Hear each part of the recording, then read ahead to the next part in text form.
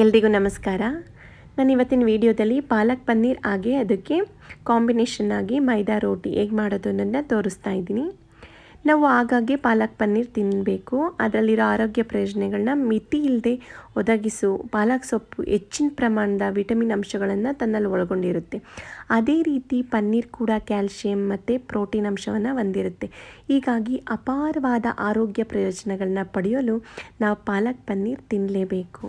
ಹಾಗೆ ರುಚಿ ಮತ್ತು ಸ್ವಾದದಲ್ಲಿ ಇದನ್ನು ಮೀರಿಸೋ ಇನ್ನೊಂದು ಆಹಾರ ಪದಾರ್ಥ ಇಲ್ಲ ಅಂತಲೇ ಹೇಳ್ಬೋದು. ಅಷ್ಟು ರುಚಿಯಾಗಿರುತ್ತೆ ಪಾಲಕ್ ಪನ್ನೀರ್. ನೆಕ್ಸ್ಟ್ ನಾವು ಪಾಲಕ್ ಪನ್ನೀರ್ ಹೇಗೆ ಮಾಡೋದು ಅಂತ ನೋಡೋಣ. ನಾನಿಲ್ಲಿ ನೋಡಿ 2 ಕಟ್ಟಷ್ಟು ಪಾಲಕ್ ಸೊಪ್ಪು ತೊಗೊಂಡಿದ್ದೀನಿ. ಪಾಲಕ್ ಸೊಪ್ಪನ್ನೆಲ್ಲ ಚೆನ್ನಾಗಿ ಬಿಡಿಸ್ಕೊಂಡು ಚೆನ್ನಾಗಿ ವಾಶ್ ಮಾಡಿ ಬೇಯಿಸೋದಕ್ಕೆ ಇಟ್ಕೊಳ್ಳೋಣ. ಇದಕ್ಕೆ ನೀರು ಹಾಕೋ ಅವಶ್ಯಕತೆ ಇರೋದಿಲ್ಲ. ಪಾಲಕ್ ಸೊಪ್ಪಿನಲ್ಲಿ ಹೇರಳವಾಗಿ ನೀರಿನಂಶ ಇರೋದ್ರಿಂದ ಅದೇ ನೀರಿನಲ್ಲಿ ಇದು ಚೆನ್ನಾಗಿ ಬೇಯ್ಕೊಳ್ಳುತ್ತೆ. ಪಾಲಕ್ ಪನ್ನೀರ್ ತನ್ನಲ್ಲಿ ಹೆಚ್ಚಿನ ಪ್ರಮಾಣದ ಮೆಗ್ನೀಷಿಯಂ, ಫೋಲೇಟ್, ಪೊಟ್ಯಾಷಿಯಂ, ಕ್ಯಾಲ್ಶಿಯಂ ಜೊತೆಗೆ ವಿಟಮಿನ್ ಎ ಮತ್ತು ವಿಟಮಿನ್ ಕೆ ಅಂಶಗಳನ್ನು ಒಳಗೊಂಡಿರುತ್ತೆ. ಫಾಸ್ಫರಸ್ ಅಂಶ ಕೂಡ ಇದರಲ್ಲಿ ಸೇರ್ಪಡೆ ಆಗಿರೋದ್ರಿಂದ ದೇಹದ ಮಾಂಸಖಂಡಗಳು ಮತ್ತು ಹೃದಯದ ಆರೋಗ್ಯದ ಮೇಲೆ ಇದು ಸಕಾರಾತ್ಮಕ ಪರಿಣಾಮ ಬೀರುತ್ತೆ. ಹಾಗಾಗಿ ಪ್ರಮುಖವಾಗಿ ಇದರಲ್ಲಿ ವಿಟಮಿನ್ B2 ಮತ್ತು ವಿಟಮಿನ್ B12 ಅಂಶ ಇರೋದ ಕಾರಣದಿಂದ ನಮ್ಮ ದೇಹದ ಶಕ್ತಿನ ಉತ್ತಮವಾಗಿ ಉಪಯೋಗವಾಗೋ ರೀತಿಯಲ್ಲಿ ನಮಗೆ ಸಿಗುವಂತೆ ಮಾಡುತ್ತೆ. ಹಾಗೆ ಯಾರು ವೆಜಿಟೇರಿಯನ್ ಆಗಿರ್ತಾರೆ ಅವರ ಆಹಾರ ಪದ್ಧತಿನಲ್ಲಿ ಪಾಲಕ್ ಪನ್ನೀರ್ನ ಸೇವನೆ ಮಾಡಿದ್ರೆ ಇದೊಂದು ಅತ್ಯದ್ಭುತ ಆಹಾರ ಪದ್ಧತಿ ಅಂತಲೇ ಹೇಳ್ಬೋದು. ನಾನಿಲ್ಲಿ ಒಂದು 5 ಹಸಿಮೆಣಸಿನ್ಕಾಯಿ ಹಾಕ್ಕೊಂಡಿದ್ದೀನಿ ಪಾಲಕ್ ಸೊಪ್ಪಿನ ಜೊತೆ. ಈಗ ಈ ಎರಡನ್ನೂ ಬೇಯಿಸ್ಕೊಳ್ಳೋಣ. ಹಾಗೆ ನಾವು ಪಾಲಕ್ ಸೊಪ್ಪು ನೋಡೋದಾದರೆ ಈ ಪಾಲಕ್ ಸೊಪ್ಪಿನಲ್ಲಿ ಕ್ಯಾಲ್ಶಿಯಂ ಮತ್ತು ವಿಟಮಿನ್ ಕೆ ಅಂಶ ತುಂಬ ಇರುತ್ತೆ. ಇದನ್ನು ಮಕ್ಕಳಿಗೆ ಕೊಡೋದ್ರಿಂದ ಮಕ್ಕಳಿಗೆ ಬೋನ್ಸ್ ಮತ್ತು ಟೀತ್ ಸ್ಟ್ರಾಂಗ್ ಆಗೋ ರೀತಿ ಮಾಡುತ್ತೆ.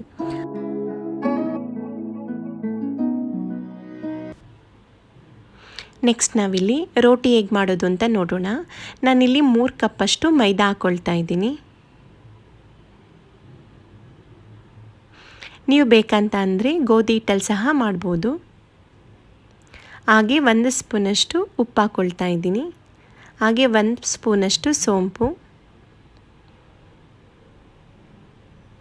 ಹಾಗೆ ನಾನಿಲ್ಲಿ ಒಂದು 5 ಟೇಬಲ್ ಸ್ಪೂನಷ್ಟು ಮೊಸರು ಹಾಕ್ಕೊಂಡಿದ್ದೀನಿ. 1 ಸ್ಪೂನ್ ತುಪ್ಪ. ಈಗ ಇದನ್ನೆಲ್ಲ ಚೆನ್ನಾಗಿ ಮಿಕ್ಸ್ ಮಾಡ್ಕೊಳ್ಳೋಣ.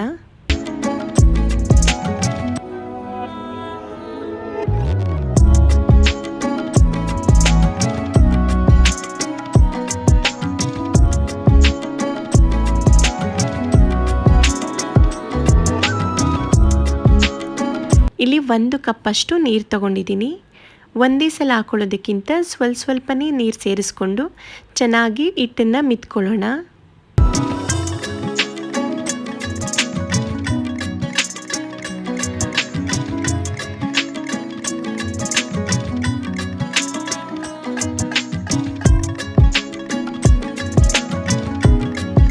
ನೋಡಿ ಹಿಟ್ಟನ್ನು ಚೆನ್ನಾಗಿ ಮಿದ್ದು ರೆಡಿಯಾಗಿದೆ. ನಾನೀಗ ಇದಕ್ಕೆ 1 ಸ್ಪೂನ್ ಎಣ್ಣೆ ಹಾಕ್ಕೊಂಡು ಮೇಲೆ ಸವರ್ ಬಿಟ್ಟು ಒಂದು ಅರ್ಧ ಗಂಟೆ ಹಾಗೆ ನೆನೆಯೋದಕ್ಕೆ ಇಟ್ಕೊಳ್ತಾ ಇದ್ದೀನಿ.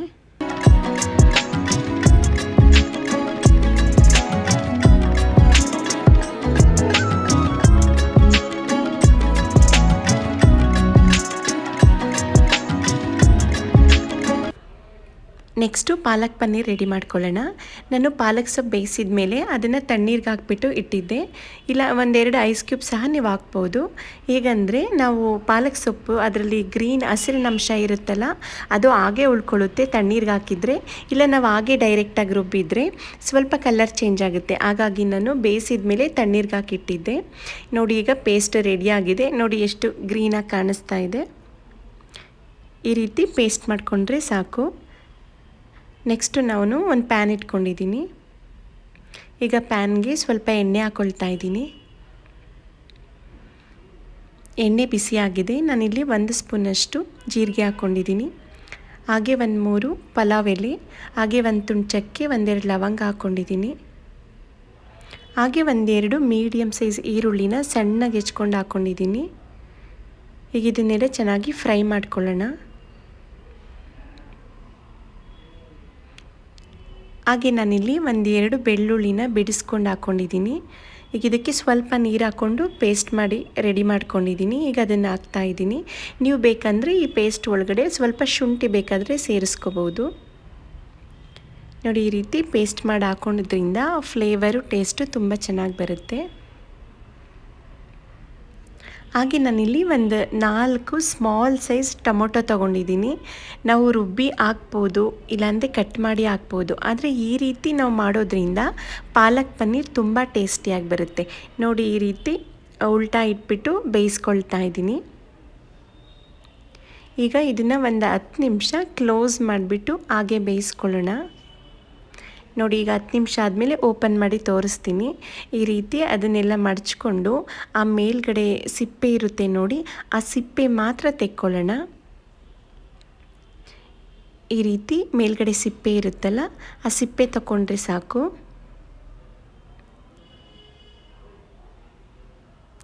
ನೀವು ದೊಡ್ಡ ದಪ್ಪ ಟೊಮೊಟೊ ಆದರೆ 2 ಹಾಕ್ಕೊಂಡ್ರೆ ಸಾಕು. ನಾನು ಚಿಕ್ಕದಾಗಿರೋದ್ರಿಂದ 4 ಯೂಸ್ ಮಾಡಿದ್ದೀನಿ. ಈಗ ಎಲ್ಲರದ್ದು ಎಲ್ಲ ಟೊಮೊಟೊದೂ ಸಿಪ್ಪೆ ತೆಗ್ದಾಗಿದೆ. ನೋಡಿ, ಈಗ 1 ಸ್ಪೂನ್ ಸಹಾಯದಿಂದ ಈ ರೀತಿ ಸ್ಮ್ಯಾಶ್ ಮಾಡ್ಕೊಳ್ಳೋಣ. ಈ ರೀತಿ ಮಾಡಿಕೊಂಡಾಗ ನಮಗೆ ಆ ಗ್ರೇವಿ ತುಂಬ ಟೇಸ್ಟಿಯಾಗಿ ಬರುತ್ತೆ. ಈ ರೀತಿ ಚೆನ್ನಾಗಿ ಸ್ಮ್ಯಾಶ್ ಮಾಡ್ಕೊಳ್ಳೋಣ. ನೋಡಿ, ಈಗ ಸ್ಮ್ಯಾಶ್ ಮಾಡಿದಾಗಿದೆ. ನೆಕ್ಸ್ಟ್ ನಾನಿಲ್ಲಿ ಇದಕ್ಕೆ 1 ಸ್ಪೂನಷ್ಟು ಧನಿಯಾ ಪುಡಿ ಹಾಕ್ಕೊಳ್ತಾ ಇದ್ದೀನಿ. ಹಾಗೆ 1/4 ಸ್ಪೂನ್ ಅರಿಶಿನ, 1 ಸ್ಪೂನ್ ಖಾರದ ಪುಡಿ. ಈಗ ಇದನ್ನೆಲ್ಲ ಹಾಕ್ಕೊಂಡು ಚೆನ್ನಾಗಿ ಫ್ರೈ ಮಾಡ್ಕೊಳ್ಳೋಣ. ನೋಡಿ, ಈಗ ಮಸಾಲ ಫ್ರೈ ಆಗಿದೆ. ನಾವು ಪೇಸ್ಟ್ ಮಾಡಿ ಇಟ್ಕೊಂಡಿದ್ವಲ್ಲ ಪಾಲಕ್ ಸೊಪ್ಪು ಮತ್ತು ಹಸಿಮೆಣಸಿನ್ಕಾಯಿ ಪೇಸ್ಟ್ನ ಈಗ ಸೇರಿಸ್ಕೊಳ್ತಾ ಇದ್ದೀನಿ.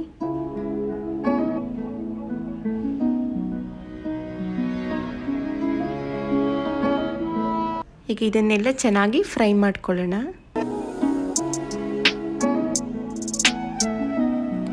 ನೋಡಿ, ಫ್ರೈ ಆಗಿದೆ. ನಾನೀಗ ಸ್ವಲ್ಪ ನೀರು ಸೇರಿಸ್ಕೊಳ್ತಾ ಇದ್ದೀನಿ.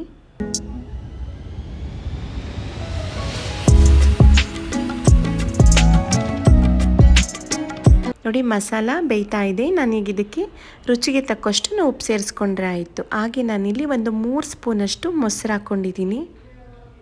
ಈಗ ಇದನ್ನೆಲ್ಲ ಚೆನ್ನಾಗಿ ಮಿಕ್ಸ್ ಮಾಡ್ಕೊಳ್ಳೋಣ. ಹಾಗೆ 1/2 ಸ್ಪೂನಷ್ಟು ಗರಂ ಮಸಾಲ ಹಾಕ್ಕೊಂಡಿದ್ದೀನಿ. ನೋಡಿ, ಪಾಲಕ್ದು ಗ್ರೇವಿ ಎಲ್ಲ ರೆಡಿಯಾಗಿದೆ. ನಾನು ಲಾಸ್ಟಲ್ಲಿ ಇದಕ್ಕೆ 1 ಸ್ಪೂನ್ ಬೆಣ್ಣೆ ಹಾಕ್ಕೊಳ್ತಾ ಇದ್ದೀನಿ. ಈ ಬೆಣ್ಣೆ ನಮಗೆ ತುಂಬ ಟೇಸ್ಟ್ ಕೊಡುತ್ತೆ.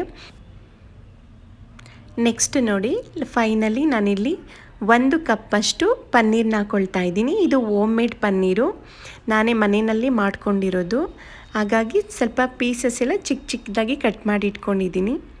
ನಿಮಗೆ ಪನ್ನೀರ್ ಹೇಗೆ ಮಾಡೋದು ಬೇಕಂದರೆ ಕಮೆಂಟ್ಸ್ ಬಾಕ್ಸ್ನಲ್ಲಿ ತಿಳಿಸಿದರೆ ನಾನು ನೆಕ್ಸ್ಟ್ ವಿಡಿಯೋದಲ್ಲಿ ಈಸಿಯಾಗಿ ಮನೆಯಲ್ಲೇ ಪನ್ನೀರ್ ಹೇಗೆ ಮಾಡ್ಕೊಳ್ಳೋದು ಅನ್ನೋದನ್ನ ತೋರಿಸ್ತೀನಿ. ಈಗ ಒಂದು 10 ಮಿನಿಟ್ಸು ಸಿಮ್ಮಲ್ಲಿ ಹಾಗೆ ಇಟ್ಕೊಳ್ಳೋಣ. ಈ ರೀತಿ 1/4 ಕ್ಲೋಸ್ ಮಾಡಿ 10 ಮಿನಿಟ್ಸು ಸಿಮ್ಮಲ್ಲಿ ಹಾಗೆ ಬಿಟ್ಕೊಂಡ್ರೆ ಎಲ್ಲ ಮಸಾಲನೂ ಪನ್ನೀರ್ಗೆ ಚೆನ್ನಾಗಿ ಹಿಡ್ದಿರುತ್ತೆ. ನೋಡಿ, ಈಗ ಸ್ಟವ್ ಆಫ್ ಮಾಡ್ಕೊಳ್ಳೋಣ. ಲಾಸ್ಟಲ್ಲಿ ನಾನು ಇದಕ್ಕೆ 1 ಸ್ಪೂನಷ್ಟು ಕಸೂರಿ ಮೇಥಿ ಹಾಕ್ಕೊಳ್ತಾ ಇದ್ದೀನಿ. ನೀವು ಬೇಕಾದರೆ ಕಸೂರಿ ಮೇಥಿನ ಫ್ರೈ ಮಾಡಿಕೊಂಡು ಪೌಡ್ರ್ ಥರ ಮಾಡಿನೂ ಹಾಕ್ಬೋದು. ನಾನು ಹಾಗೆ ಸೇರಿಸಿದ್ದೀನಿ. ನೋಡಿ, ಈಗ ಸ್ಟವ್ ಆಫ್ ಮಾಡಿ ಆಗಿದೆ. ಪಾಲಕ್ ಪನ್ನೀರ್ ರೆಡಿಯಾಗಿದೆ ನೋಡಿ.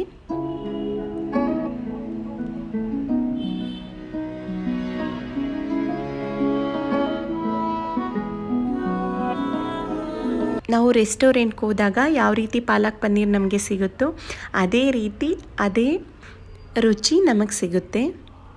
ನೆಕ್ಸ್ಟ್ ನಾನಿಲ್ಲಿ ಇದಕ್ಕೆ ಕಾಂಬಿನೇಷನ್ ಆಗಿ ರೋಟಿ ಹೇಗೆ ಮಾಡೋದು ಅನ್ನೋದನ್ನ ತೋರಿಸ್ತಾ ಇದ್ದೀನಿ. ಹೀಗೆ ನಮಗೆಲ್ಲ ಒಂದೇ ಸೈಜಲ್ಲಿ ಬೇಕಂದರೆ ನಾವು ಈ ರೀತಿ ಮಾಡಿಟ್ಕೊಂಡ್ರೆ ನಮಗೆ ಎಲ್ಲ ರೋಟಿನೂ ಒಂದೇ ಸೈಜಲ್ಲಿ ಬರುತ್ತೆ. ನೋಡಿ, ಈ ರೀತಿ ಈಗ ಉಂಡೆ ಮಾಡಿಕೊಂಡು ನೆಕ್ಸ್ಟ್ ಇದನ್ನು ಲಟ್ಟಣಿಗೆನಲ್ಲಿ ಲಟ್ಟಿಸ್ಕೊಳ್ಳೋಣ. ಈ ರೀತಿ ಪೌಡ್ರನ್ನ ನಾವು ಹಾಕ್ಕೊಂಡು ನಮಗೆ ಯಾವ ಶೇಪ್ ಬೇಕೋ ಆ ಶೇಪಲ್ಲಿ ನಾವು ರೋಟಿ ಮಾಡ್ಕೋಬೋದು. ನಾನು ಇದನ್ನು ಸ್ಕ್ವೇರ್ ಶೇಪಲ್ಲಿ ಮಾಡ್ತಾಯಿದ್ದೀನಿ. ನೋಡಿ, ಈಗ ತವ ಚೆನ್ನಾಗಿ ಕಾದಿರಬೇಕು. ಆಗ ನಮಗೆ ರೋಟಿ ಒಂದು ಕ್ರಿಸ್ಪಿಯಾಗಿ ಚೆನ್ನಾಗಿ ಬರುತ್ತೆ. ತವ ಕಾದಿಲ್ಲ ಅಂತ ಅಂದರೆ ಫ್ಲ್ಯಾಟಾಗಿ ಹಪ್ಳದ ಥರ ಆಗಿಬಿಡುತ್ತೆ. ಹಾಗಾಗಿ ನಾವು ತವಾನ ಚೆನ್ನಾಗಿ ಕಾಯಿಸಿದ ಮೇಲೇ ನಾವು ಯಾವುದೇ ರೋಟಿ, ಚಪಾತಿ, ದೋಸೆ ಯಾವುದಾದ್ರೂ ಹಾಕ್ಕೊಂಡ್ರೆ ನಮಗೆ ಚೆನ್ನಾಗಿ ಬರುತ್ತೆ. ಹೀಗೆ ಎರಡೂ ಕಡೆ ಚೆನ್ನಾಗಿ ಬೇಯಿಸ್ಕೊಳ್ಳೋಣ.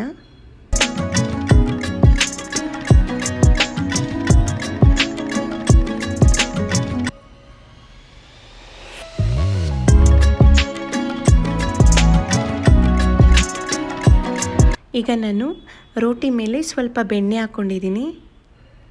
ನೀವು ಲಾಸ್ಟಲ್ಲಿ ಎಲ್ಲ ಬೇಯಿಸಿದ ಮೇಲೆ ಕೆಳಗಡೆ ತೊಗೊಂಡ್ಮೇಲೂ ಸ್ವಲ್ಪ ತುಪ್ಪನ ಏನಾದ್ರೂ ಬಿಸಿ ಇದ್ದಾಗಲೇ ಸವರ್ಕೋಬೋದು.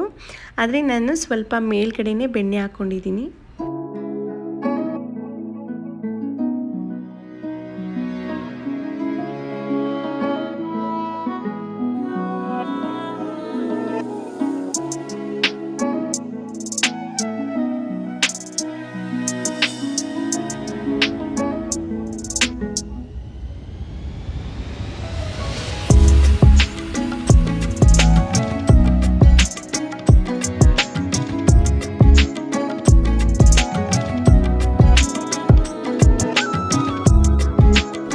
ರೋಟಿ ರೆಡಿಯಾಗಿದೆ. ತುಂಬ ರುಚಿಯಾಗಿರುತ್ತೆ. ಈ ರೀತಿ ಮಾಡ್ಕೊಳ್ಳಿ. ರೆಸ್ಟೋರೆಂಟಲ್ಲಿ ನಾವು ಬಟರ್ ನಾನ್ ಇದೆಲ್ಲ ಕುಲ್ಚಾ ಇದೆಲ್ಲ ಹೇಗೆ ತಿಂತೀವಿ ಹಾಗೆ ಸಿಂಪಲ್ಲಾಗಿ ನಾವು ಯಾವುದೇ ರೀತಿ ಸೋಡಾ, ಬೇಕಿಂಗ್ ಪೌಡರ್ ಯೂಸ್ ಮಾಡದೆ ನಾವು ಮನೆಯಲ್ಲಿನೇ ರುಚಿಯಾಗಿರುವಂಥ ಮೈದಾದಲ್ಲಿ ರೋಟಿ ಮಾಡ್ಕೋಬೋದು. ನೋಡಿ, ರೋಟಿ ಜೊತೆ ಪಾಲಕ್ ಪನ್ನೀರ್ ರೆಡಿಯಾಗಿದೆ. ಇವೆರಡಕ್ಕೂ ಕಾಂಬಿನೇಷನ್ ತುಂಬ ಚೆನ್ನಾಗಿರುತ್ತೆ. ಒಂದ್ಸಲ ಟ್ರೈ ಮಾಡಿ.